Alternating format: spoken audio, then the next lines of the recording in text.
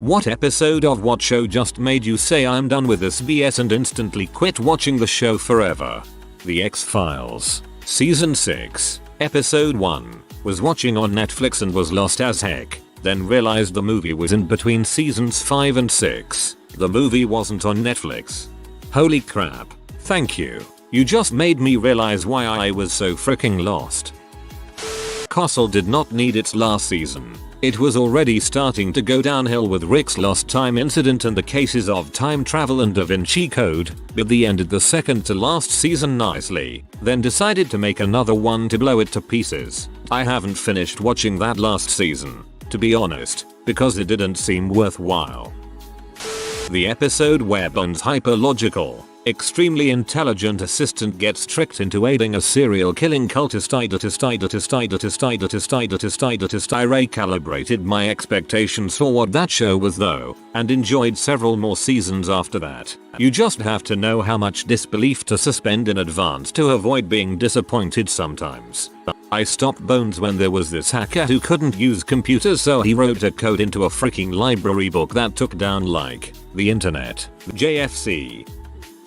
New Girl. When Jess and Nick got together and then broke up, I had said from the get-go if Jess and Nick do the Ross Rachel on and off again thing I wouldn't tolerate it. Which is a shame, because Ferguson the cat is the best character ever. The Jess-Nick dynamic is annoying, but I watch that show for 2 reasons. 1. Schmidt, absolutely hilarious. 2. The Nick and Schmidt dynamic. The two together are hilarious, and Nick is a close second for my favorite character behind Schmidt. Pretty Little Liars when they jumped forward 10 years between seasons and all looked exactly the same. It was awful Warre before that, but that was the point of no return for me. The time jump wasn't as bad as the fact that they were seniors in high school for 3.5 seasons. Weeds. When she became pregnant with the drug lord's baby, WTF Weeds. Shoulder kept being little boxes on the hillside. This is Jenji Cohen's problem. She comes up with a really good premise, but in order for her to produce new material, her characters and plot become increasingly wild and outlandish. OITNB had a great first season. The rest have been increasingly shittier. Weeds was great up until she burned down her suburban community and flees. Then it started to go downhill. My mom, who usually doesn't get super into TV shows, quit watching Downton Abbey after Matthew died. She also wrote a rageful post on Facebook about how the show writers were clearly determined to make sure no child on the show got to have 2 parents. It was hilarious. Bless her heart. I found out Matthew was going to die before I watched that episode. Show had been out a while when I saw it, so I just stopped watching. In my head, Matthew and Mary lived happily ever after. Sybil didn't die, and Edith tottered into the sunset with her old husband. The end. I'm not going back to Sherlock. The entire last season is putting Watson through the Truman Show multiple times and constantly torturing him by revealing that all his friends and family members are fake. That, and Stephen Moffat's annoying obsession with making Sherlock a god, and constantly teasing Moriarty's return with no payoff every time. The moral of this story, as far as I can tell, is that Sherlock is an untouchable Ubermensch who can't be beaten and it's everyone else's lot in life to be his toys. Writing Sherlock as a god is far easier. Every clue in A Study in Pink is thought out and valid. However, the last series was pretty much Ouija board level crap. When Negan killed the cameraman at the end of S06 of The Walking Dead, I'm a huge fan of the comics, even now, but the show always had me on the edge of my seat, debating on whether or not to stand up and throw my TV into a dumpster. That finale was the final straw. Playing Telltale's The Walking Dead made me realize how bland and lifeless the characters were in the show. It was the first time in my life where the game was somehow far more human than the show counterpart, even though they don't follow the same story. If you're still watching TWD and haven't played the Telltale games, I beg you to play them. They're better than the show in every way. The Telltale WD games are better than the show in many ways, but the seasons and spin-offs do decline in quality after the first season, which was mostly brilliantly written. It's similar to the problem the TV show has experienced. In particular, I thought the spin-off with Mitchen was somewhat forgettable. Derek's death in Grey's Anatomy. I just had enough by then. The whole point of the show was the love of Meredith defeated all odds and then Shonda had to go and kill him. The show could have ended perfectly when Christina left for Switzerland. Derek and Meredith could have left for Boston and everyone would live happily ever after. So nobody is really mentioning cartoons. But SpongeBob became too annoying to me. I used to love all the episodes, but then they came out with the episode Squid Baby, which was the most annoying piece of crap episode ever that wasn't funny at all. Stopped SpongeBob right then and there. A shame really. It used to be really funny. The episode of The Walking Dead when Laurie got upset at Rick for killing Shane. Once Rick was back in the picture, Laurie made it extremely clear that Shane had to go, and when he does she loses her goddamn mind over it. I just gave up on the show after that and stuck with only knowing that series through its comic version. Haven't looked back since. I think there is a special secret ingredient in Shane's sperm that makes women lose whatever intelligence they have. It wasn't just Laurie doing stupid crap. Andrea slept with Shane and she really went downhill from there. It can't be a coincidence. I rarely do that, but when I did, the last seasons of Castle started with Beckett not being able to be with Castle because of some dumb as frick reason after however many seasons of build up. I was just like, nah, sorry Nathan Fillion, I think you're great, but nah. Apparently, this was because they hated each other in real life and were refusing to work together. The last season of Sherlock was balls. I persevered up until now in spite of the awful fans on Tumblr and the endless ridiculous twists Moffat throws in so he can tell himself how clever he is. Eurus was the worst character. Oh sure, she's a violent psychopath in solitary confinement, but somehow the whole facility is under her control, and only Sherlock can get through to her. Frick off with that. And the rest of Moffat's self-congratulatory fanfiction crap. When Felicity got angry at Oliver for keeping the fact that he had a son from her and just up and walked out of her wheelchair, not only was it treating fans as unintelligent, but was hugely disrespectful towards disabled people. Arrow. Somewhere around season 3 I was like, okay, this crap is not exciting or new anymore. Just episode after episode something boring. SpongeBob when they went to Atlantis and literally broke down the characters into very basic people with little personality. Squidward, snobby artist. Sandy, science ! Crabs, money, only money. Plankton, stupid violent little guy. Patrick, dumb. SpongeBob, annoying. But Atlantis Squarepantis has David Bowie going for it. Castle after Beckett and Castle were kinda sorta dating. For a while every episode had Castle doing something that annoyed Beckett. They'd discuss if they should stay together, and by the end they would always make up. Got so repetitive after a while and it made Beckett seem like every other bitchy girlfriend character rather than the badass she once was. I hadn't watched Family Guy in a while so I decided to pick it back up some years ago. I watched the episode with Evil Stewie when it premiered and well, I just don't understand how some episodes are tame and legitimately funny, and how some are just edgy. That show lost something after it got cancelled and revived. I'm not sure what it is, but those first pre-cancellation seasons were a lot better. I watched How to Get Away with Murder as a cheesy, over-the-top fun that was really only being held together by Viola Davis' talent. I knew it wasn't great and didn't make much sense, but didn't really care. It was a distraction. Then they killed Wes. For no reason. Literally no reason. The showrunner admitted he just sort of came up with it midway through filming the season, and actually had no plans for the plot afterwards. It was just something he felt like doing. The whole thing went from so bad it's kind of great to just this is a waste of time. What the frick? I love season 1 but the later seasons really seemed like they were just made up as they went along. It made no sense. Downton Abbey, season 2 episode 8. Lavinia wasn't a great character to begin with. I never felt she and Matthew had good chemistry and couldn't understand why they wanted to get married. But when they killed her off and she explicitly tells him to go be with Mary, I decided I was done.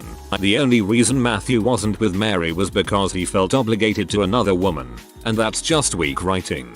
God forbid they have some sort of compatibility issues that they need to work out, instead of being sad that a main character's fiancé just died. I was relieved because now they could get back to the real romance, and that's not how death should be portrayed. In hindsight, I think you're right, especially where it ends up she leaves her fortune to Matthew just in time to conveniently bail Downton Abbey out of financial troubles. Too trite. Show was just downhill after that. Ugly Betty. The show was amusing as heck from what I remember with some really great points, but the last season was a train wreck. The episode I gave up on was the MC's ex-boyfriend came back and was her boss. They went on a date that was so awkward and cringy, I just couldn't stomach anymore. Read the end and I'm still glad I never finished it. The Walking Dead did this about 5 times before I definitively quit. I had Stockholm Syndrome from that abomination of bad writing, plot holes and inconsistency.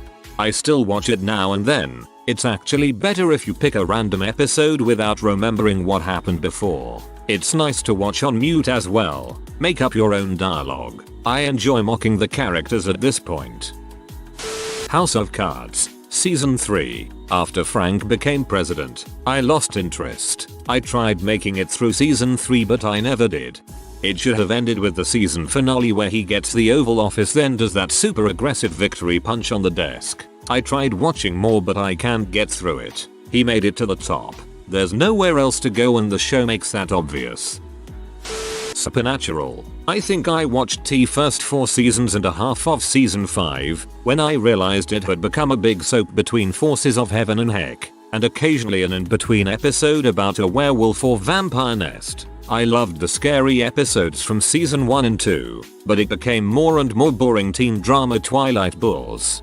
I'd say finish season 5 off. That's the original intended ending and it's really good. However, be glad you didn't watch farther than season 5. The amount of stupid crap that happens afterwards is inexcusable.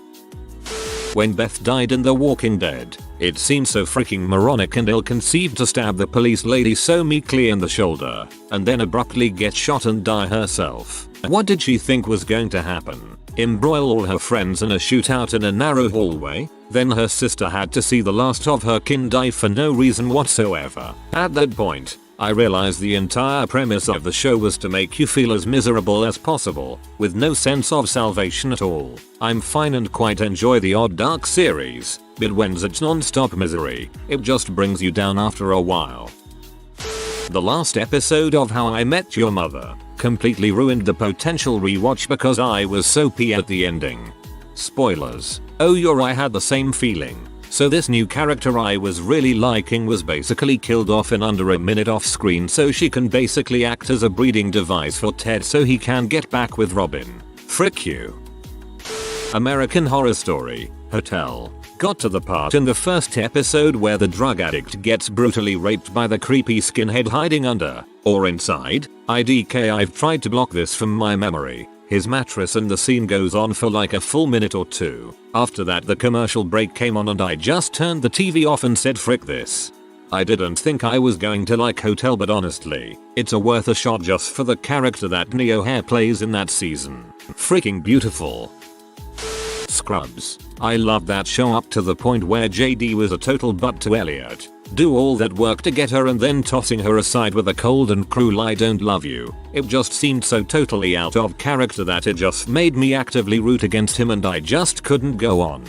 It was hilarious though after all that work to win her back. Elliot telling him he just wants what he can't have, and JD convincing her otherwise. They're laying on her couch and JD's monologue goes, "Sig I finally have her. Record scratch R. I don't want her." Downton Abbey. Anna's rape scene in season 4. Just so pointless to the plot, character, series, everything. The character and her husband, Bates, have already been through the ringer once. Why pile on? Only put in there for rating the shock value and to me just proved what an shad Julian Fellows is. I turned it off during the scene and never watched it again. When Family Guy played Dancing in the Streets by Mick Jagger and David Bowie in its entirety, it just wasn't funny. They just spent 3 minutes on basically nothing. I'd excuse it if it led to a great joke, but it didn't. The punchline was not funny in the slightest. It was basically crap. We need to pad time. Let's just play a random music video. Haha, won't that be funny? Because it's so random. XD. I'd forgiven the Conway Twitty jokes, but this was just on another level of unfunny. I haven't watched Family Guy since The Big C. It's implied at the end of season 2 or whatever that the main character's husband died of a heart attack. After sobbing my way through the whole episode, I decided that I couldn't watch the main character deal with her cancer and her husband's death, so I stopped watching forever. Spoiler, he didn't die. When Fiona cheated and Gus with Jimmy, she gets so many good things and opportunities but then just fricks them up for something stupid. I couldn't move forward with Shameless because I got so frustrated with her choices. Once Upon a Time. I think it was the episode where it's revealed that Pinocchio is the father of Captain Hook, who's the uncle of the fairy godmother who slept with Mulan's dad Shrek. But Pinocchio is mad because the Knights of the Round Table couldn't locate Narnia quickly enough in order to find the Alchemist's Stone and save Valhalla from the zombie apocalypse. And that resulted in Rumpelstiltskin dying for the 67th time, and this time without any possible means of resurrection. But thankfully it is revealed that Anna from Frozen possesses the ability to save him after all because she had been kissed when she was little by Doctor Strange and acquired part of his powers.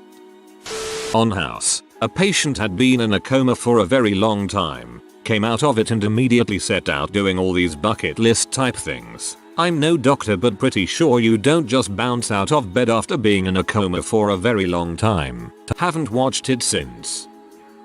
Watching Arrow. When another dead character came back from the dead, I felt that this would be a recurring theme, and noped out. Shameless. How the show got Frank a new liver was so freaking stupid. If the show had killed Frank it would have risen to epic levels. Instead it was a total balls cop out.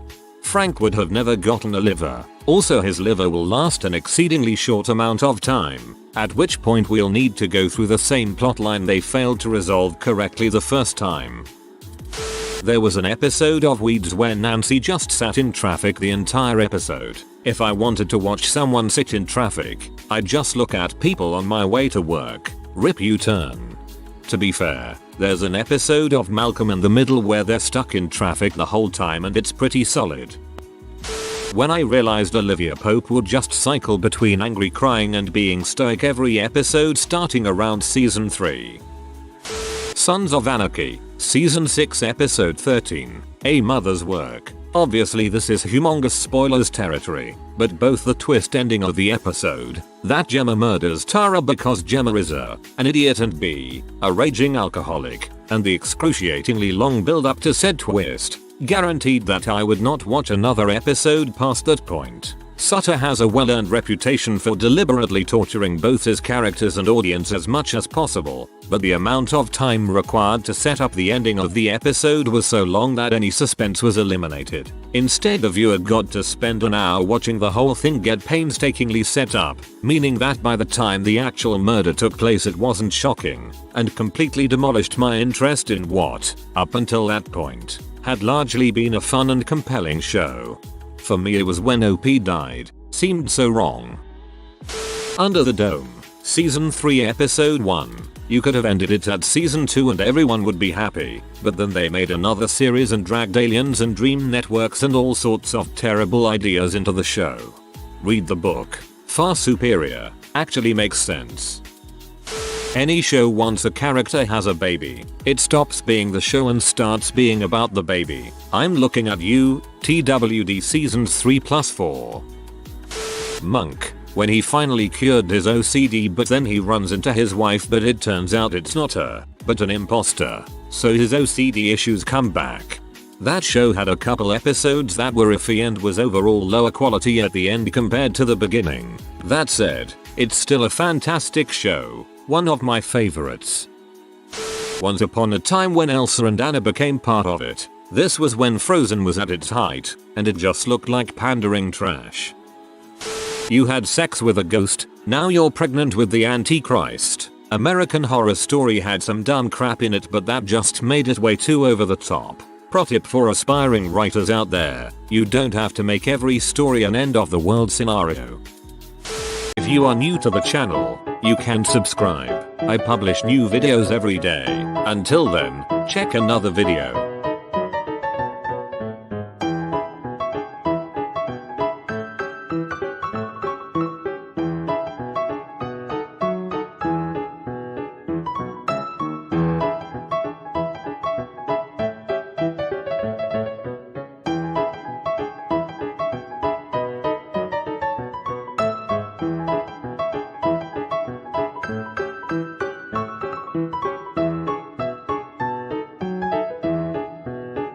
Bye for now.